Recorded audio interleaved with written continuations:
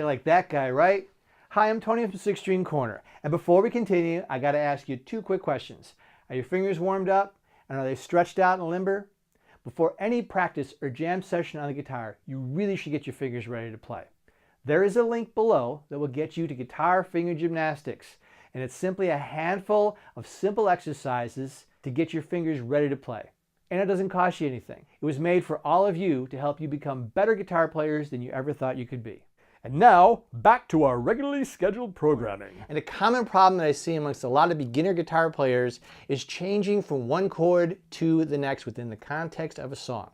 While they're playing a song, trying to move from one to the other on the beat. Are you suffering from that? Well, I just might have a cure. Stay tuned.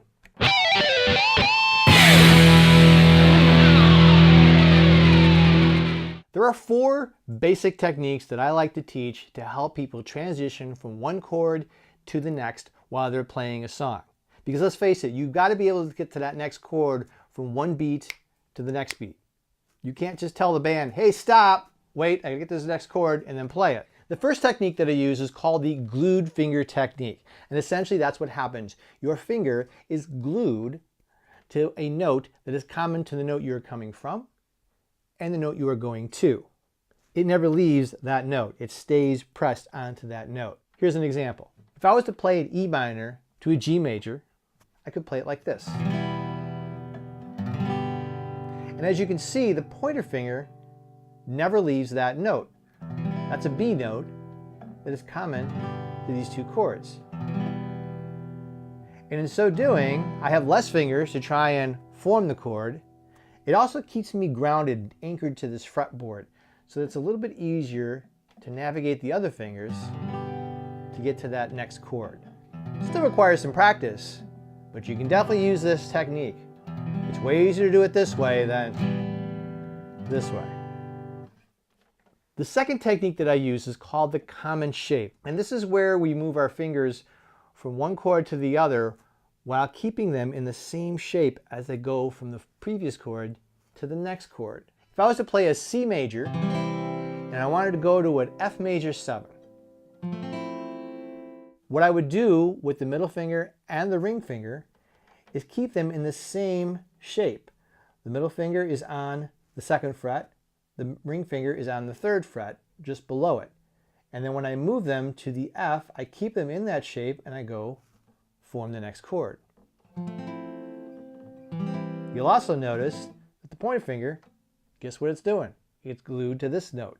You're actually using 2 of the techniques that I already showed.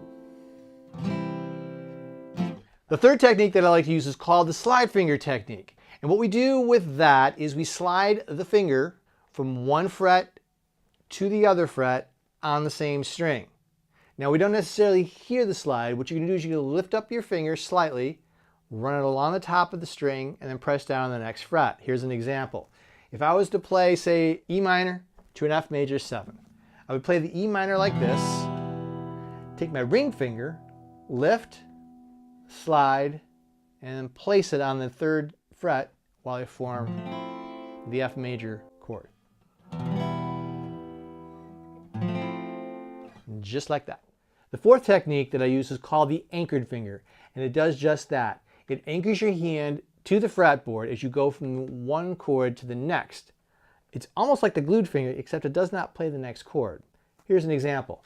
I'm going to play a G, and I want to go to a D. What I do is I anchor my little finger to the 3rd fret on that 1st string as I move the other fingers over, and then release once I play the chord, like this. This works really good when you're coming from a chord like the G or an E minor or even an E major, where you're going to have some open strings where they kind of ring out when they're going from one chord to the next. So those are the 4 techniques that I teach guitar players when they want to transition from one chord to the next. And if you're suffering from that condition, I hope this will help cure it. Thanks a lot and rock on.